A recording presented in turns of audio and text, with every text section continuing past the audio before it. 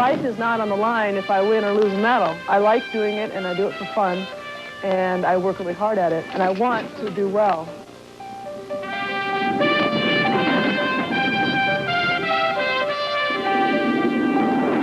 I don't know where the motivation comes from. I really don't. I think it's a deep down love for what you're doing. I won't miss a day skating. I mean, I can't.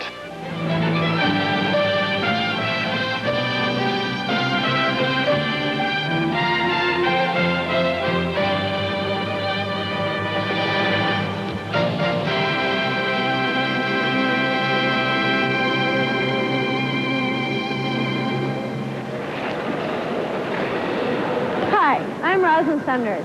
In 1984, I competed in the Winter Olympics and won a silver medal in figure skating. It was definitely the thrill of my life.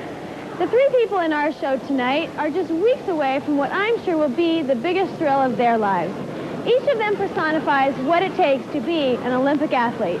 They have incredible passion for their sport, they've made sacrifices, and yet they've been able to put into perspective what it means to go for winter gold. The first person you're going to meet tonight is a very close friend of mine, figure skater Brian Boitano.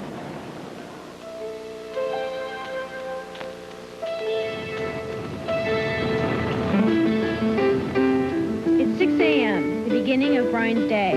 As the sun rises over San Francisco, Brian sets out for the ice rink that's become his second home.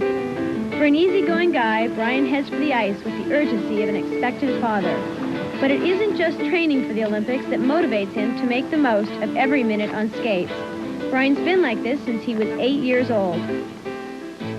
I was intense as a youngster. I mean, I couldn't sleep over. I was always in bed on time, and I always did everything to make me a better skater. There's a part of me that wants to be the best, but not to prove that I'm the best to anybody else, but to know I'm the best inside. I was never a very competitive person. With other people, I was very competitive with myself. I'm a perfectionist.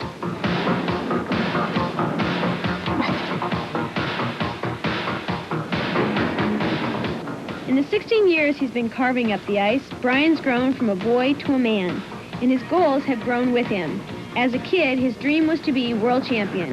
He realized that dream in 1986. Now, at 24, even with a gold medal within reach, what Brian's really after is pushing himself and figure skating to new frontiers.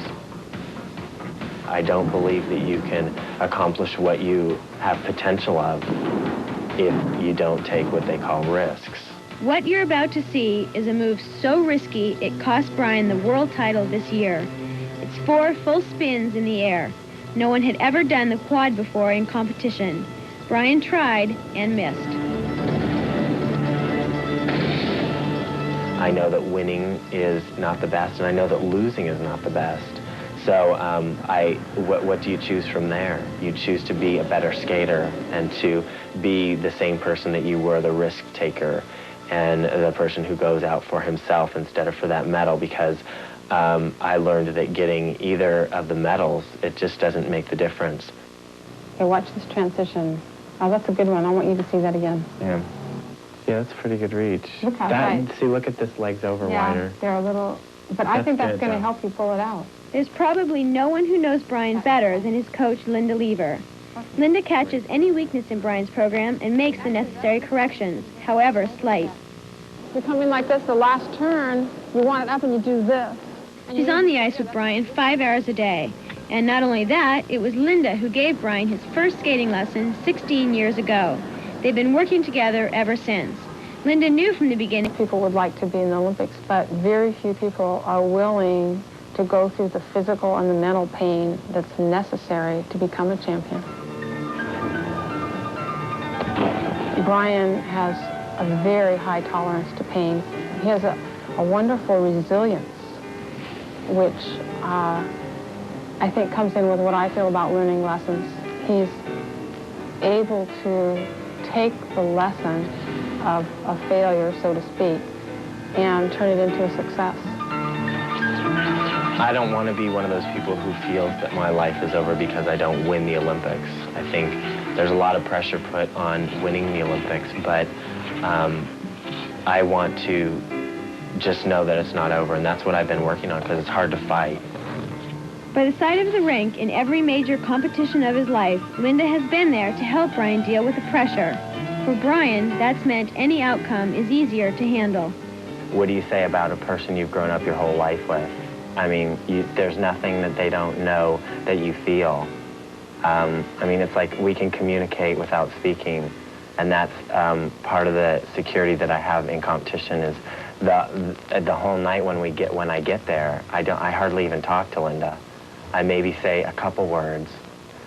We don't talk after the warm-up. We just make eye contact, and she knows exactly what I'm saying to her and exactly what I'm feeling. I think about when he skates, I have this feeling of an energy just swirling around both of us, and I feel like I'm still right in the center of it, like we're both right in the center.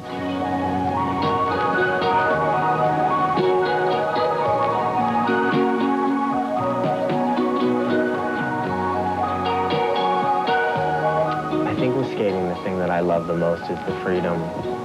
I'm happiest when there's nobody in the rink, and I put on my favorite piece of music, and I just skate fast and do the jumps I know that are secure with me, and just, it's almost like the music goes in through your body, and you're a piece of the music.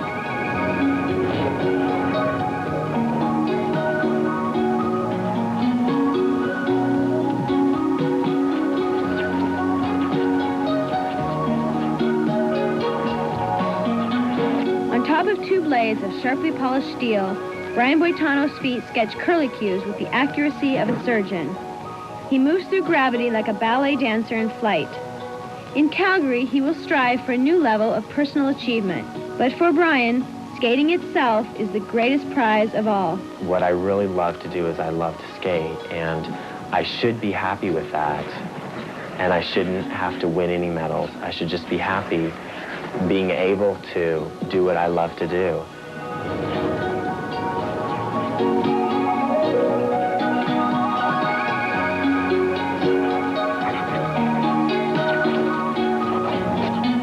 Recently, Brian competed at an international competition in Budapest and made history. He received 7 perfect scores. That had never been done before. We get to that now. It started today, in fact, a much heralded